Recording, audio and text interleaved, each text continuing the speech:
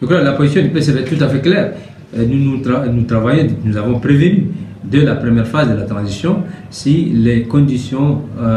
fixées, prévues par cette charte et notamment aussi les conditions que nous avons présentées ne sont pas respectées, le PCV ira jusqu'au bout et c'est la preuve que nous avons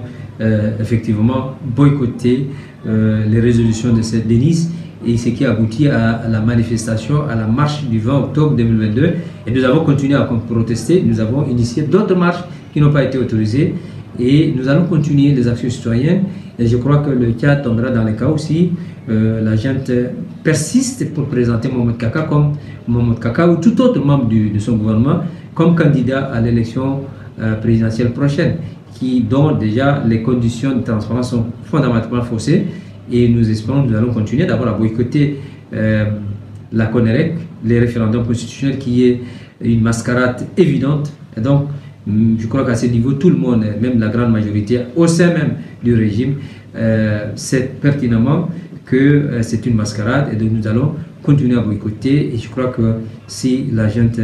ne prend pas de décisions sages pour éviter tout chaos, tout blocus, je crois que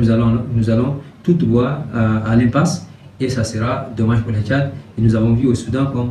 quand ils ont violé la charte, cette charte africaine de la démocratie, des élections et de la gouvernance, et ils ont, contrairement à la charte, ils ont permis à ce qu'il y ait des accords parallèles concoctés de toutes pièces. Ça a abouti à la guerre civile. Et donc, nous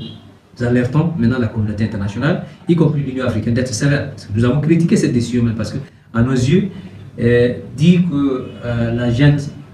sera inéligible n'est pas suffisant, puisqu'ils l'ont déjà dit pendant la première phase. Nous avons souhaité que l'Union africaine va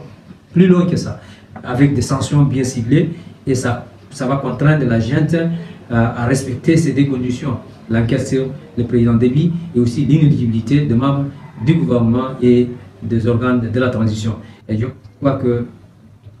l'Union africaine a tergiversé sur les sanctions, c'est dommage, mais nous espérons que cette fois-ci elle sera sérieuse pour respecter maintenant ces conditions et au bout du tunnel, si la gente n'a pas respecté, nous osons croire que la communauté internationale qui a à un moment donné suivi les conditions de l'Union africaine viendra également à sanctionner sévèrement la gente et maintenant c'est le terrain, le peuple tchadien doit se préparer à